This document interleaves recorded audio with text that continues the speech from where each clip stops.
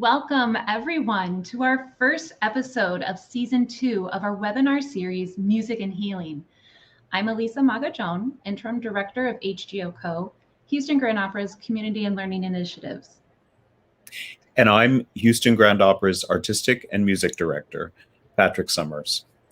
Elisa and I are really delighted to welcome you to this season 2 of our Music and Healing series, where we have explored how music and singing especially are being used in a variety of ways to help heal the mind, body, and spirit. Last season, the 5 music and healing sessions that we did were among the most impactful things we did in a very crowded digital season at Houston Grand Opera. We had no live performances at all. Our entire artistic presence was here online, and these music and healing sessions, I can't begin to tell you how extraordinarily important they were for us at the opera company, and we're so appreciative to repeat them this year.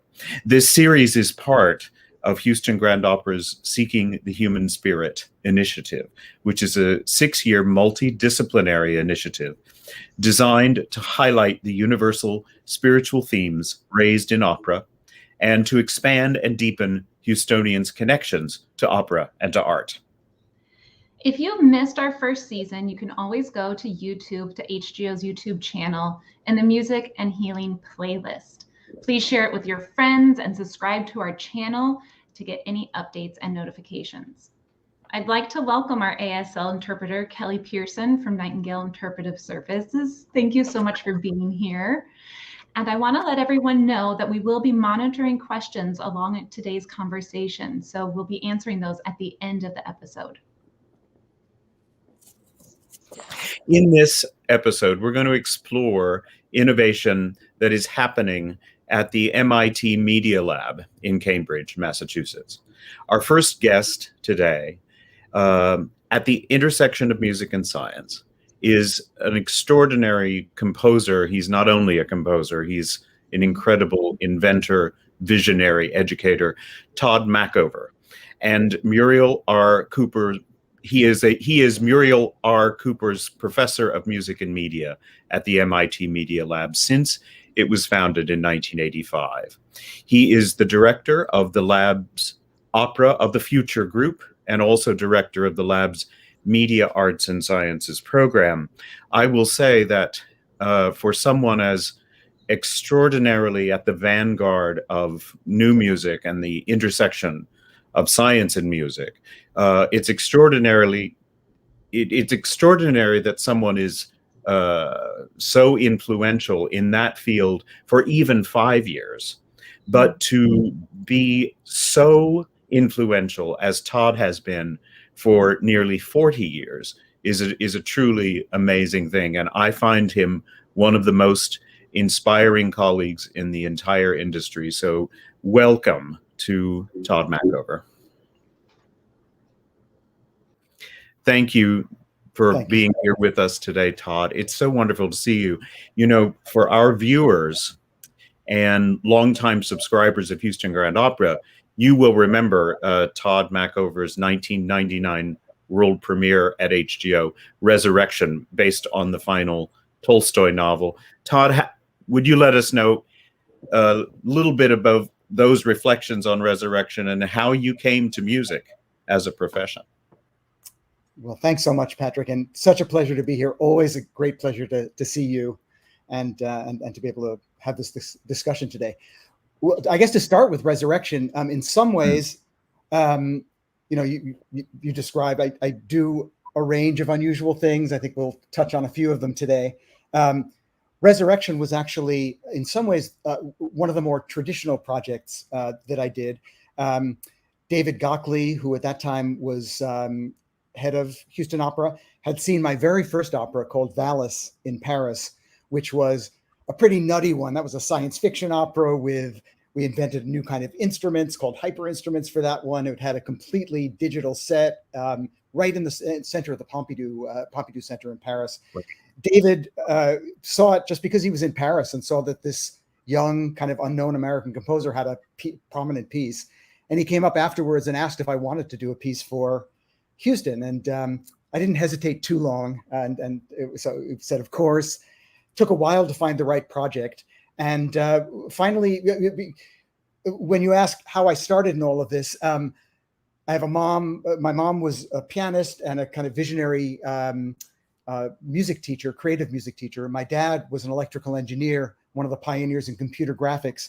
So I kind of grew up obsessed with putting music and technology together. But I also always, I guess my part was I always had an incredibly strong philosophical and psychological and just interest in humans and the world and how to make the world better. And so coming to this story, Resurrection, which after all was one of Tolstoy's boldest statements about, do for the world what you've done for me, how to make the world better. It's about a prince, a dissolute prince in Russia in the 19th century, who awakens to the fact that his life's been pretty crummy and selfish and not very helpful. And he becomes kind of enlightened over the course of the opera. So anyway, we chose that opera. It was a great collaboration with HGO and with you, Patrick. You were the music director and conductor for that project. And but it used, a reasonable size orchestra, large chorus, the full stage. And for that one, we hid the technology in many ways, partly because, almost literally, because it was a Tolstoy story.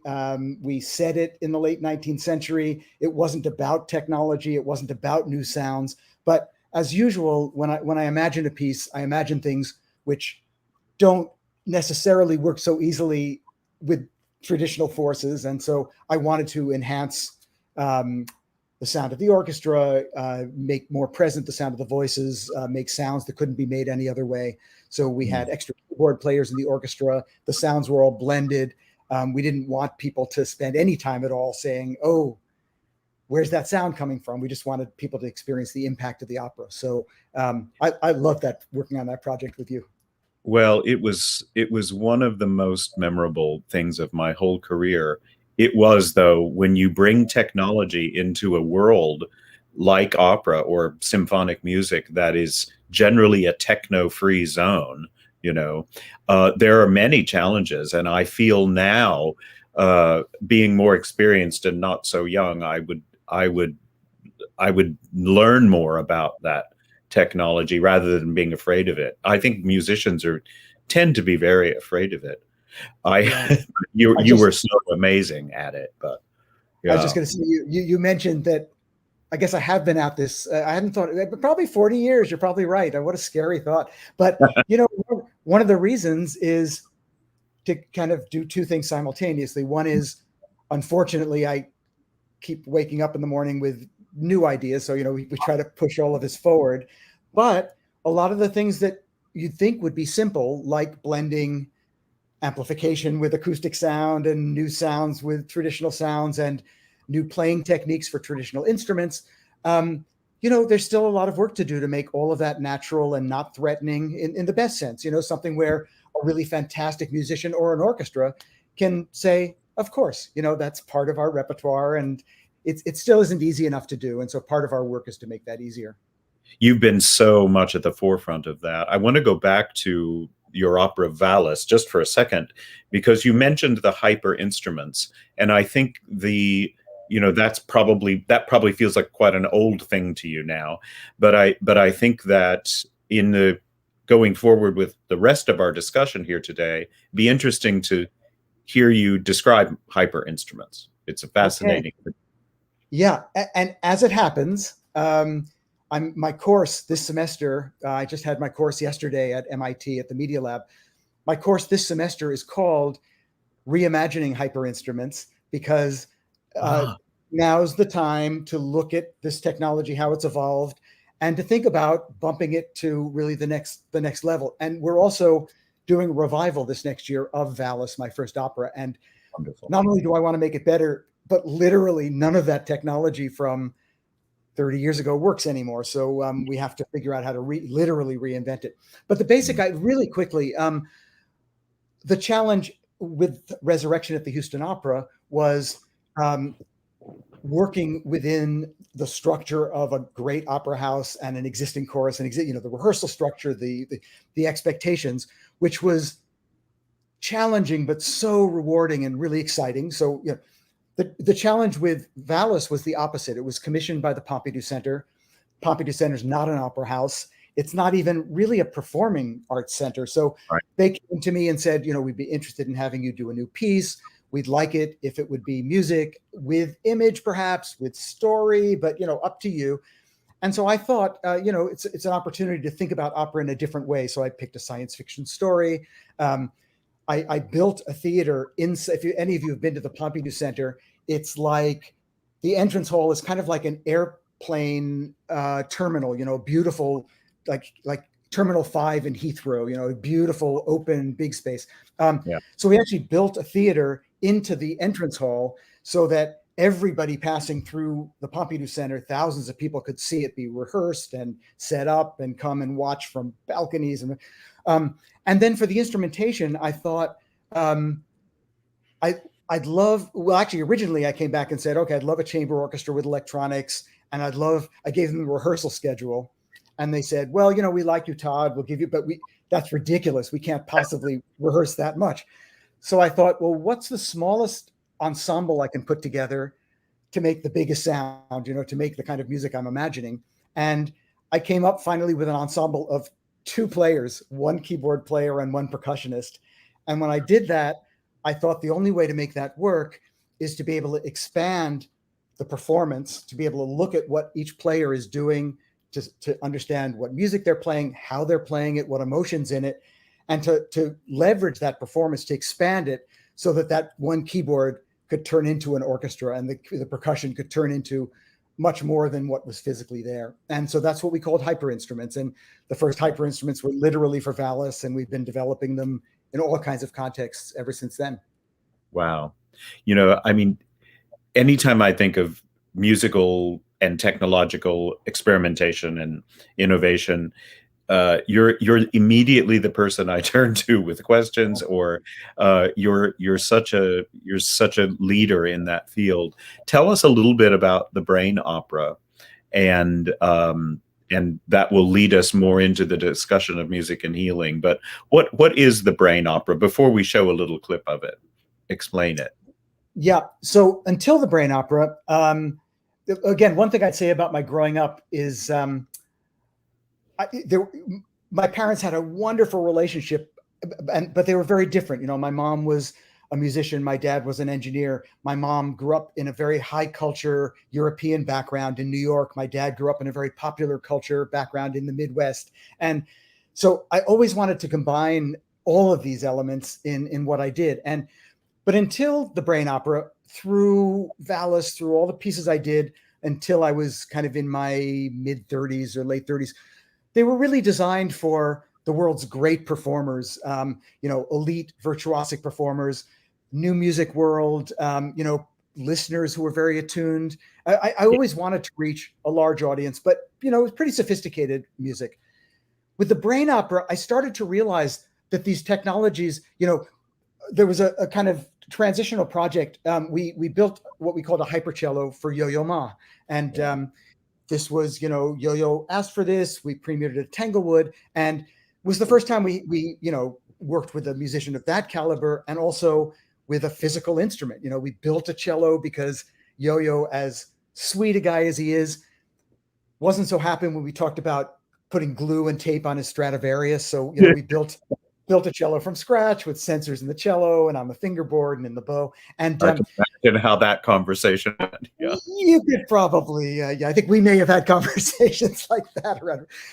But the reason I mention it is that it was a very sophisticated project, involved a lot of people, cost a lot of money. But when it was done, I thought, the kind of technology, both to measure Yo-Yo and also to interpret what he was doing, that we've developed for this project, there's no reason why this couldn't be used to measure what a child is doing when he or she is learning music, or a gesture that an amateur makes, or a senior who wants to try music, or for that matter, somebody with physical handicap who can't move fully. the same idea can be applied. So I got really interested in the mid-90s to expanding this hyper instrument idea to allow everybody to be actively involved in music. And the Brain Opera was the first big project like that. So the Brain Opera is the intellectual content is to make an environment which is like walking inside somebody's brain while that person is experiencing music, either listening to music or making music or performing music. And it happens to be based on one of my heroes, someone named Marvin Minsky. We don't have time to discuss Minsky fully, but Minsky is the person who invented the field of artificial intelligence. And he also was a piano prodigy growing up. He was at MIT. It's one of the reasons I came to MIT. And he spent a lot of his career using music as a way, he thought music was one of the most human activities. Actually, when Rébecca Kleinberger comes and talks to us in a minute, she'll talk to us about how, well, maybe music isn't only for humans. Maybe it's for animals, and which I think is more accepted now. But Marvin thought music was a particular window onto what was special about people. And he also thought that most of the explanations about music, why we like it, how it affects us, just weren't very sophisticated. So he tried to think about mental theories that explained what happened when we listened to music. So I built this Brain Opera to represent Marvin's theories. And so the public walks inside. We built a space which is kind of almost like a nightclub. It's a theatrical space with many, many instruments that are designed for anybody to walk up to and to play. Some of them involve a surface that you touch and it makes music. Others involve gesture, just moving in front of a big screen. Others involve driving a musical note through a series of roads and changing a piece depending on how you drive. Others involve either speaking or using your voice. All things that anybody can do, but that allow you to make your own music, to shape other music, and to explore your reactions to music and what's going on in your brain when you're listening to music. The first act of the opera is everybody being in this space. We call it the mind forest. And then that entire audience goes into a second space where 3 performers with specially built hyper instruments. One is just a chair that works by moving your arms while you're sitting in the chair. That's my instrument. I love that instrument, called the sensor chair. But the public sees a performance, about a 45-minute performance of the Brain Opera, where half of it has been composed and rehearsed ahead of time, and half of it comes from what the audience has just done in that first room that we collect and edit and mix together. And so part of the process is seeing how all these independent parts of your brain, and frankly, the parts of your brain that analyze rhythm and structure and melody and sound quality and words, they're not exactly the same parts of your brain. And so we allow people to see how the different parts work, and then it all comes together when you see this performance, including things that you've made. So it was a wild project. I've always done, my projects tend to be on the controversial side. This one premiered at Lincoln Center in New York at the very first Lincoln Center Festival.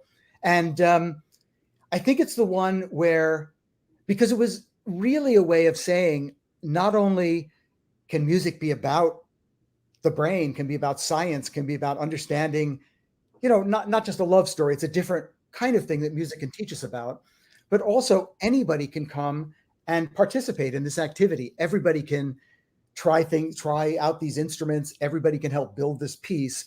And I think it really divided critics and the public. A lot of critics at that time said, how could a serious composer, how could a classical music composer say that the general public can actively participate in making music if they're not trained for, that's like a say. And, I guess I wasn't quite expecting that. A few years after the Brain Opera, Guitar Hero came out, which came directly from the Brain Opera and came directly out of my group. And I think by the time Guitar Hero came out, it was about 8 or 9 years after the Brain Opera, partly because it came out as a game. It came out around popular music. I think over those 10 years, people had gotten ready to say, well, of course, there are different ways of participating in music, and we want everybody to practice for 20 years, but there are other ways of, the kind of thing that you do with this program. There are many ways of opening up the way people think about music and how you relate it to your own life, and how we all use it to explore the things that are important. So the Brain Opera was one way. Yeah, it's a curious type of elitism, isn't it? That unless you have virtuoso syndrome, you're not a musician. And that's that. And the brain opera and all of your work has said the opposite of that, that music is for everyone. And I love that. I love that philosophy. I think that's just wonderful. Well, thank you. Tell us a little bit about this excerpt from the brain opera that we're going to see. So this is a very short excerpt. It's kind of like, it's less than a minute. It's kind of like if you went to the brain opera and then had a dream about it, hopefully a good dream. This might be like, so a lot of it is the experience of the public in that space. And then at the very end, I think there's a little bit of a couple of the performers with these special instruments on stage. So it's just a collage. A little taste. Okay. Yes. Welcome you to the brain opera. We're going to try to look inside our minds and hear what's going on.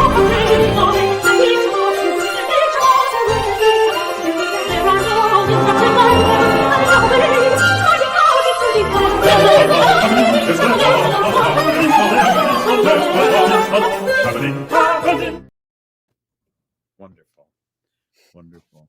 Todd, what was the work that you composed based on the Handel Messiah? Remind me of that. I was just reminded of it when I heard this excerpt. Yeah, I called it Mixed Messiah. And that was a project from, this was a while ago. I think it was from Cantaloupe Records. I don't know if they exist anymore. But they did a project where they licensed a particular full performance of Handel's Messiah. I actually can't even remember who the performers were, but beautiful, straight ahead performance. And they commissioned 8 or 9 composers to do a 4 recording only composition, where we were invited basically to take that recording and do anything we wanted with it, to use it for our own interpretation. And what I did, God, I haven't thought of that one in a while, Patrick, but that one, I compressed the entire Handel's Messiah into, I think, 6.5 minutes. I love it. Well, thank you. Thank you. It was so wonderful. It sounds, it sounds like an odd thing to do, but it was very, very moving, because you capture these sort of dream images of Messiah within it. I remember it. Anyway, that's off script. So many of your projects, Todd, seem to expand the definition of what it means to be a musician and what it means to engage with art. I love the expansiveness, because one of the things we suffer from in the classical arts is a lack of expansion.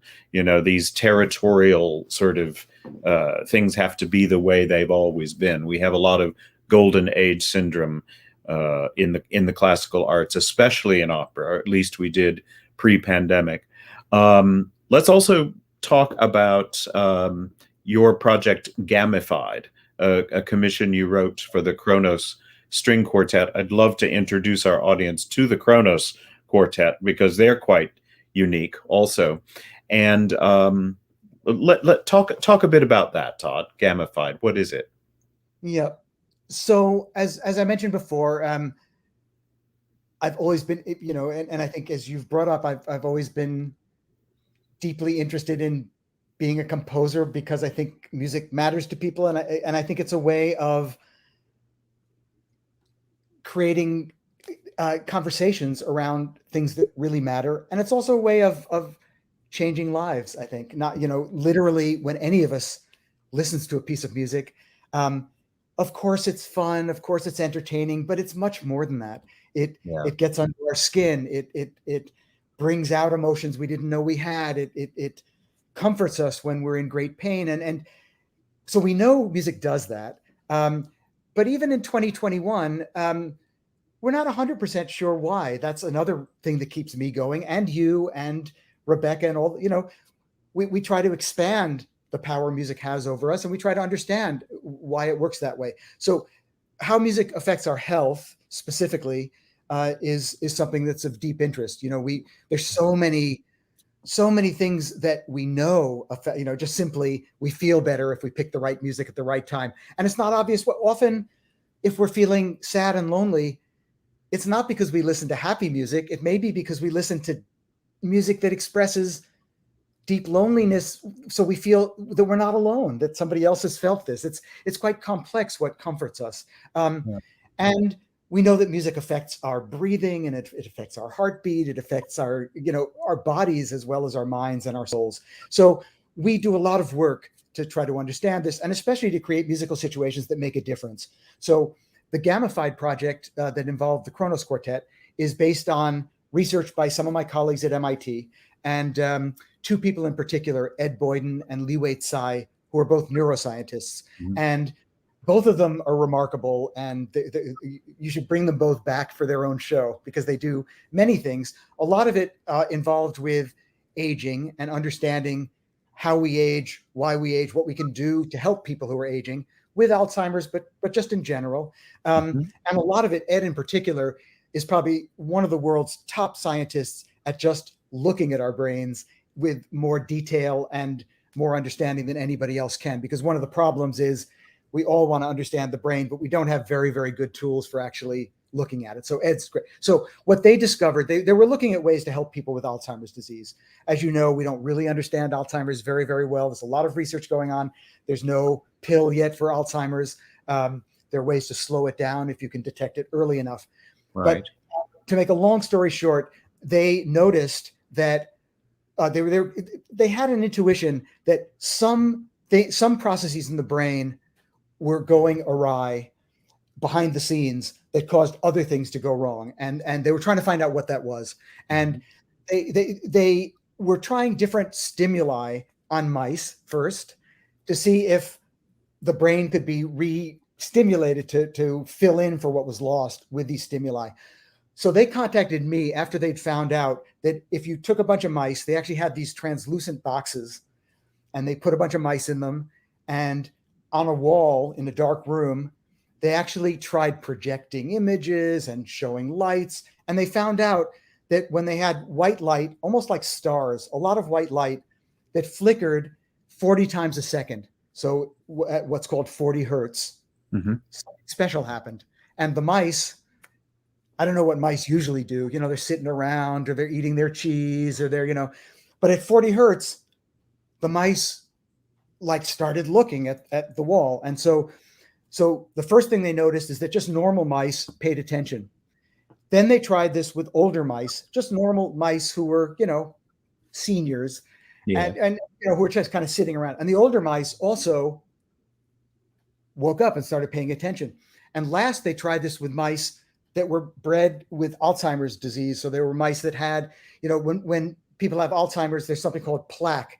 It's like a gummy material that builds up in your brain and keeps your brain from sending signals where they're supposed to go. And that's one of the main reasons why your memory breaks down and a lot of your perception. So these Alzheimer's mice, after being exposed to these flashing lights at 40 hertz for probably about half a day, these are mice that were completely lethargic and couldn't find. Those mice also woke up and started looking. And so they were like, okay, what's going on? So they started doing the underlying research, and they contacted us and they said, we know you do unusual things with audio. We'd like you to work with us to see, first of all, if this effect works with humans. And second of all, does it work with sound as well as it seems to work with light? Wow. And at the same time, we'll all work on kind of what's going on. And so really quickly, they found out that actually all of our brains, mice and humans, have 40 hertz frequencies running in our brains when we have healthy brains.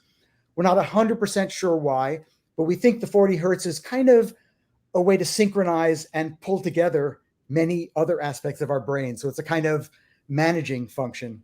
And it turns out that when you have Alzheimer's, and actually a lot of other problems like Parkinson's disease, something goes wrong with this 40 hertz frequency. Either it disappears, or it's not at 40 hertz anymore, or it's intermittent, so it's on and off. And just so people know, 40 hertz is the low E on a piano, low E on a double bass. So it's in our hearing range. We can hear it. And just so you know, so it's a low frequency, but not that low. And it turns out that what we discovered with them is that you can actually allow the brain. So when this 40 hertz isn't there, there's something called microglial cells, and they're like the vacuum cleaner in your brain. And they go around in your brain, these cells, and they get rid of this gummy plaque. And when the 40 hertz frequency isn't there, these microglial cells go on vacation. They don't do their work and they don't clean up. So it turns out that you can get the brain to snap back into creating its own 40 hertz when it disappears. And by either looking at these lights or by hearing this 40 hertz frequency, you can get the brain to do this. And so we studied with them the fact that this happens, how it happens.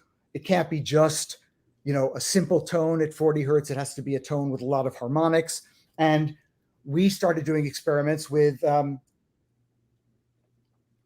how you can make this an interesting, beautiful, pleasant experience for people to listen to. Because when you go into the laboratory to do experiments, if you just have the 40 hertz tone, I don't know how this is going to come over the video, but it sort of sounds like something like that. Right. And you have to listen to it for about an hour. And I actually, I don't mind that, but most people don't like that very much. So we did research into how to make that sound beautiful and then how to embed it inside pieces of music. So Gamify is a piece that I wrote for the Kronos Quartet, where I created one of these gamma frequencies, low E, and these spectra that last the entire 8-minute piece. And the string quartet comes in and out of that. There's always this pedal tone. So the whole thing is in kind of E minor, E major. Right. This tone is there. It's always being absorbed by your brain. So it's always stimulating your brain. The music kind of pulls out aspects of the frequencies. You hear the frequency alone at the beginning. You hear it again at the end. There's a kind of resolution where it actually turns into a major, an E major chord at the end. It stays away from major. And so it's both an experiment in how to deliver this very, kind of healthy tone to people in a musical way. And it's also a piece that we hope people want to listen to. So, well, let's watch a bit of it, and I want to ask you a couple. I've got so many questions based on what you just said, but we'll do that after the clip. Let's.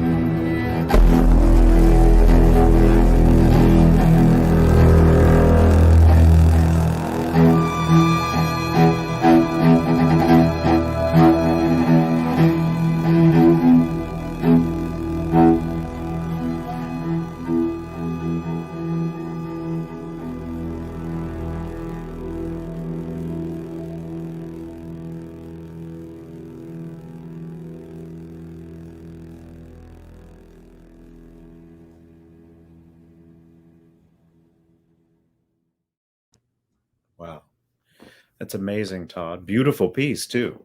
You feel your gamma waves going a little more strongly now. I don't know. It's so. Explain a little bit. The 440 hertz is the A below middle C, and you should describe hertz, which is the speed of the sound wave, correct? The horizontal sound wave. Is that correct? Yeah, hertz basically means the amount of times that a pattern repeats each second. So if you say 40 hertz, whatever the waveform is, repeats 40 times a second. So if you look at a normal video, like on TV, if I'm not mistaken, there's what's called a 30 per second frame rate, which means that in order for your eye to see continuous movement in video in pretty high quality, there have to be 30 pictures every second. If they're fewer than 30, you kind of see a little bit of a flicker. Okay. If it's like 60, it's high definition, so it looks really brilliant. But for your ear, as you repeat the amount of time something happens per second, the pitch of it changes. So so 40 hertz is two E naturals below middle C, is that right? Or 3 E naturals below middle C? 3 E naturals below middle C. Okay, so very low, but we can still discern that pitch. Yes. Yeah. Wow, that's about it's within like an octave and a half of the lowest pitches we can discern, right? Something like that, I think. Well, yeah, I think it probably depends. You know, let's see, the lowest note on the piano, the low A, is a fifth below that, and we can hear that pretty well. Yeah, yeah. I just read about a piano this week that has like 110 keys or something. Yeah, so did I. Yeah, I looked at it online, and it looks so disconcerting. I feel like I would never know where I am because you're so. Are they lower or higher? I didn't go further in the article. Both. It's two more octaves below and an octave and a half above. But yeah. I haven't played one myself. I'm afraid to, because I'm afraid I won't know where I am. I remember hearing a piece that John Cage wrote for the Boston Symphony a long time ago when I was a student. And I had student seats in the last row of the last balcony. And he had this special marimba built with pieces of wood that were like the size of a door, or huge. And there was a moment in the piece where the percussionist took a huge mallet and hit this thing, and you couldn't hear it, but you felt this sound in the back of the hall, like boom. You could feel it. It was so beautiful and soft, but you couldn't hear the pitch. So all kinds of things happen in this strange acoustic world around us. Amazing, amazing. Todd, will you help me introduce our next guest, to whom you introduced to us? With great pleasure. So Rébecca Klemberger has been for a while one of my students at the MIT Media Lab, but that doesn't do her justice. You know, she's an extraordinary young scientist and acoustician and thinker. Rébecca grew up in France and studied physics, first of all, also cello and design, did a design degree in London, and then came to work with me at the MIT Media Lab in our Opera of the Future group. And at the Media Lab, we only give graduate degrees, so she did both of her degrees there. And she pretty quickly realized that one of her deep interests is the human voice. And Rébecca also has a strong background in philosophy, so she was quite interested in how the voice works, how we use it to communicate, and really what the voice means in our culture, human voice and more voices of other species. And so Rébecca finished her PhD about a year ago, and is now a researcher at the MIT Media Lab, continuing this work. She also works for the Harman International, the big Harman audio company, which is a sponsor of the Media Lab, as the kind of go-between between Harman's research and Media Lab research. And Rébecca's work has made really profound contributions, not just to understanding the voice, but to understanding how the voice can help us in health contexts. And I think that's one of the things that she'll talk to us about now. How wonderful. Welcome to Rébecca. Thank you so much for being here. Every time I'm with Todd and all of the people around Todd, I feel like I've gone to another planet where everybody's brilliant. That's how I think of MIT, and we're just so thrilled that you're here. You've been working with Todd for, he said, I think 10 years. What drew you to the MIT Media Lab and the work happening there? Tell us about it. Yeah, thank you, Patrick, and thank you so much, Todd, for the beautiful intro. I first came to the Media Lab in 2010. I was an invited researcher for the summer in a different group. And that's where I got to meet Todd, and I right away felt really connected to his vision. I remember, first meeting we talked about Philip K. Dick and Tolstoy. And then that same year, Todd invited me to the premiere of Death and the Power in Monaco. And I got to see Beyond the Stage, and I was completely hooked. So I guess what drew me to the Media Lab more than any specific work is really the passion of the people and the way that every researcher works on questions that are both very universal, but also deeply their own. It's really the big question, but that also define us as individuals. I grew up from two parents, professor of French literature, and I did study, like Todd said, philosophy, math, physics, engineering, cello, computer science, and I really didn't see myself follow a traditional path. And at the Media Lab, I was able to really build my own journey, guided by fantastic mentors and visionaries. Wonderful. Some of your research has involved music and speech therapy. Could you talk about that a little bit? Yeah, so that was a few years ago. I was very intrigued by how the brain perceives some sound as speech and other sound as music and other sound as noise. Some pioneers like Diana Deutsch have done a lot of studies and research about this. But at the Media Lab, we build technologies to explore those questions. Mm-hmm. So I built different systems to transform the voice into music in different ways in real time, and wanted to see how people reacted to them. And serendipitously, that's when I met and gave a demo to Dr. Mike Erkinen, who is a neurologist and himself a person who stutters. And when he tried my system on, right away he said, oh, that could be life-changing for people who stutter. Mm-hmm. And at that time, I didn't know anything about stuttering, but since then we've been working together on this project. So stuttering is still an extremely mysterious condition. There's a lot of unknown about it. It's a mix between neurological, environmental, and genetic conditions that may lead to stuttering. And it affects 1% of the adult population worldwide that have what we call persistent developmental stuttering. But there are a lot of very interesting anecdotes that we still don't fully understand. For example, people who stutter don't stutter when they sing. There are a lot of people who stutter who are great singers and are very accomplished musicians. So we started on a journey to create different ways to musicalize the voice in real time in different ways, inspired both by very technical neurocomputational models of the voice, but also from anecdotes and stories of friends who stuttered. We got very strong preliminary results showing that it helps a lot increase fluency for people who stutter when they use those systems. And we've built an app called Mumble Melody, and we are still running studies and validation and getting feedback on how to improve the system. And we're also working on finding ways to put this technology in the hand of people who might benefit from it. How wonderful. Tell us a bit about this first video that we're going to see.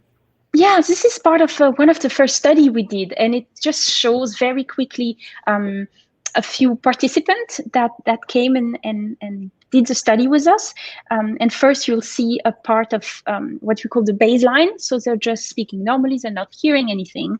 And in the second short clip, you'll hear the same person, but while they hear their voice musicalized or change or transformed in different ways. And you'll hear the difference, I hope, in the ways they speak and in the ease they have to communicate. Wonderful. I'm sure we will have some questions after we see it. Let's take. There's a couple which is eating a picnic, and the man is reading a book. The woman is pouring a coffee. There's a man with a kite and a dog. A couple of kids are playing in the sand by the beach. There's another couple of people on a boat. In general, in Boston, well, okay, in Boston, I don't like any seasons. In Europe, I enjoy fall or spring. And the reason is that it's not cold, nor is it warm enough that you avoid going outside. In general, in Boston, well, okay, in Boston, I don't like any seasons. In Europe, I enjoy fall or spring. And the reason is that it's not cold, nor is it warm enough that you avoid going outside. How fascinating! The difference is extraordinary. Rébecca, the harmony feedback is something that your partner was experiencing. Is that right? So this is just one example mode that we build. We build a whole series of mode, and this first study was really to hone in on what works best. To what extent do we need to personalize to different people? Are some of them actually making people stutter more? And that goes to kind of more deeper part of work, which is the power of how we hear our own voice, which is pretty fascinating to me. The fact that our own voice is a sound we hear the most in our own life, but we're very unfamiliar with it. We generally don't like our voice when we hear it on recorded, and we actually don't hear our voice the same way other people hear our voice. And I'm really interested in this disconnect of hearing the voice and how that relates to who we are as a person. And neurologically, it's also very interesting because one of my domain of interest that I'm really researching right now is the experience of the inner voice. To what extent this little voice that you hear when you read silently, when you have a song stuck in your head, when you rehearse for a talk, is actually very fundamental in our experience of the spoken voice, the out loud voice. This idea that because we are able to produce sound, our brain internalizes that feedback, and the fact that muscle control affects sound, and this connection to internalized muscle control and internalized sound leads us to this aptitude most people have to hear sound in our head that we can sometimes control, sometimes not control. So that's a big part of my work that I can. It's interesting as related to opera singers, because one of the great challenges of being a singer is that singers can't hear themselves, and they have to learn to sing on the sensation of singing, not on how it sounds. And it sounds like that may be a related challenge of being a performing opera singer. But you go ahead, please. No, and I would say tenors actually have an unfair advantage in this domain, because most of us perceive our voice through audio feedback, but tenors have the capacity to also become aware of tactile feedback from their voice, because the vibration of their chest is just at the right frequency. So like Todd was talking earlier in terms of hertz, right at the right frequency for their skin nerves to sense those frequencies. You know, if you speak and you touch your throat, you can physically touch your voice, and tenors don't even need to put their fingers there, because the skin is enough to give them feedback on their voice. Just wanted to bring that out. There's techniques that they can learn to become more to not depend that much on acoustic of rooms that change. How interesting. Well, I want to bring Todd back into the room to discuss some of your work together. Welcome back, Todd. This is all just so fascinating. I feel like we could stay here all day. I know I would like to. Our community and learning program at HGO has been commissioning and producing commissions about the city of Houston. Todd, your city symphonies takes the sounds of a city and incorporates them into a composition. Can you share with us what that process is like? And and Rébecca's your reactions to this work too. Yeah, and Rébecca's worked on several of these in different ways, so she has an insider view. So really quickly, my kind of subversive idea was to use to find a way to get people in a city to communicate and share ideas and experiences together across all kinds of different divides, and to use music as the way to do that. And the subversive idea is to say to people, let's make a portrait of this city, and let's make it through sound, and let's make it together. So this is going to be something that I'm actively participating in as a composer, but I invite all of you. We talked before about how I really do believe that everybody has something to say, and sound is an interesting medium. Sound's also an interesting medium because if you provide the right tools, people can share things about themselves through sound that they may not want to share through words. We all know this. I often think that one of the reasons I decided to be a composer is I actually get quite nervous. I'm very not nervous today speaking with you, Patrick, because we've known each other for a long time, but I do public speaking all the time and I don't like it. I feel very exposed and but music, I feel I can express something deeper and reach somebody deeper and also be slightly ambiguous. It lets somebody else fill in part of the meaning. So we invite people to make this piece about their city together. And then we offer all kinds of ways that people can participate. One way is to invite people to go and listen to what's around them. And again, if I believe that everybody can make music, I also think that there's music all over the place. And John Cage said that before I did, but over the years, I believe it. You stand on an intersection in the middle of Houston, or you go out into the woods, and anywhere, there's a lot of not just beautiful, but really interesting, intricate, wonderful stories to be heard just through the audio. And audio, again, affects us very deeply. So we invite people and give people tools to go out and record things that are important. We have another software called Hyperscore, which is a pretty wonderful software that just uses lines and color, that it was designed originally for kids, that is very easy to use to just compose your own original piece. Easy to learn, but quite sophisticated. And you make these drawings and push a button and they turn into orchestrations for an orchestra to play. And then we do workshops with all kinds of different people together. And we build these pieces to really, I go into each city without a preconception of what's there, to find with whoever wants to participate together something that's worth bringing to the surface and sharing. And so we've done this all around the world now, in the US and in Europe and in Asia.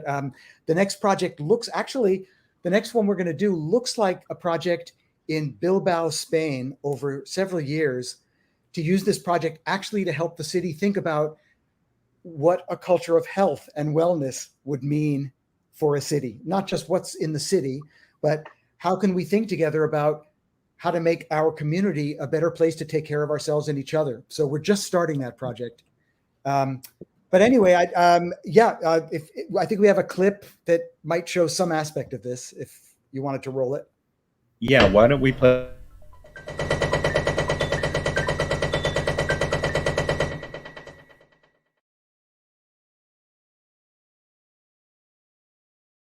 At the Media Lab over these last 6 years, we've invented a form called City Symphonies. The idea is to create a portrait of a city, to do that with music, but also by listening to the city and understanding what it is about the actual sounds in that city that tell its story. And then we invite everybody in the city to collaborate with myself and my team at the MIT Media Lab to create this piece.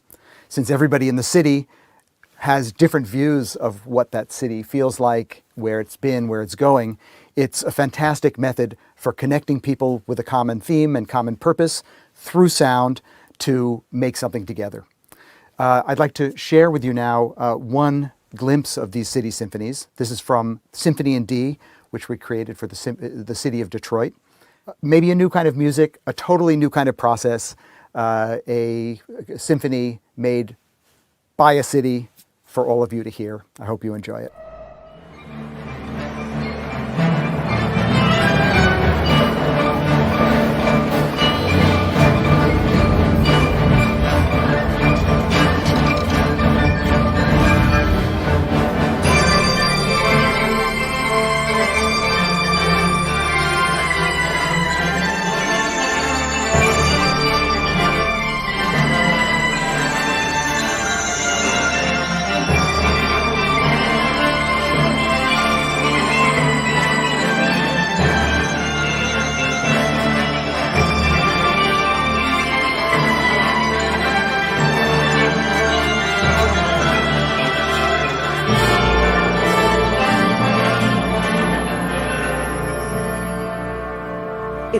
can't see, we are not done yet.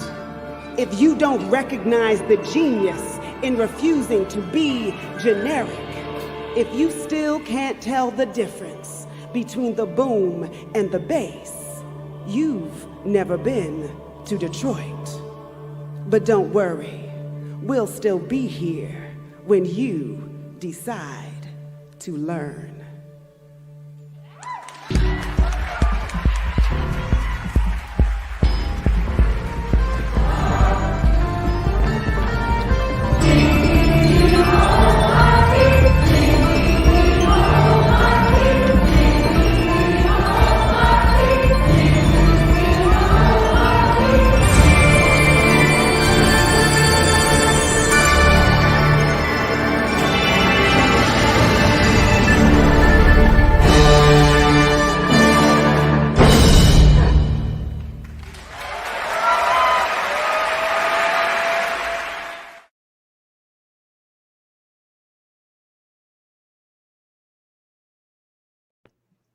What an absolute thrill, Todd! My God, and an actual big D major symphony from a composer like you. That's amazing. Rébecca, what was your experience and participation in the city symphonies? Yeah, so I was fortunate to just follow a lot of them, help in a few different ways. I think the one I was the most involved with was Philadelphia Voices. That was highly based on the voice and its power for democracy, not only in terms of what we can say, but the power of listening and the power of harmony between the voices, despite differences. So it was, I think, a very powerful project in terms of music, the how it brought people together and how it raised very interesting question around the voice and how we live together. Yeah. Actually, mention Nebula. You actually built an activity for the public for Philadelphia Voices. Yeah, for every of those projects, we build a lot of different technology to help the public interact and to find different ways to create music out of their interaction. And for this one, I created an interface that took little glimpses of people voices and added them to this tapestry of voices of the city to help create more composition. And what was great is that children participated, professional musicians participated, and even children and people who don't have the capacity to talk, who might have different type of vocal abilities, still came and screamed in the system. And that was kind of beautiful to see that they could also share their voice. Rébecca, I'm sorry that we're not going to get to the topic of interspecies vocal interactions, which is something that I'm so interested in hearing about. So we may have to nab you for another episode at a certain point.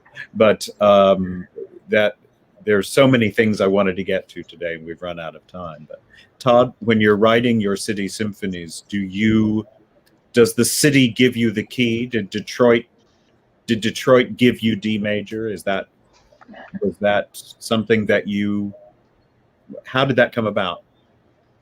Well, they usually give me the key to the city, which is a nice thing, but they don't, nobody has imposed a key for the piece yet, actually. But they call Detroit the Big D. And I thought that having a kind of tonality would be an interesting way of unifying that particular piece. So I picked it, but they like the idea. Okay, so they're not all that way. They're not all that way. But no. It's interesting in the way that Mozart used to think in keys when he would go to places. It would inspire certain keys in him. It reminded me of that. But Bilbao, maybe we've got a B minor symphony coming up. I don't know. Exactly. Well, Rébecca and Todd, I can't tell you how inspiring it is to talk to you and hear from you. We barely scratched the surface of the depth of your work, and I'm just so appreciative that you shared it with all of us today. Thank you so much for inviting both of us. It's really been a pleasure, as always, Patrick. And wonderful to see you, and I think we've got lots and lots more to talk about.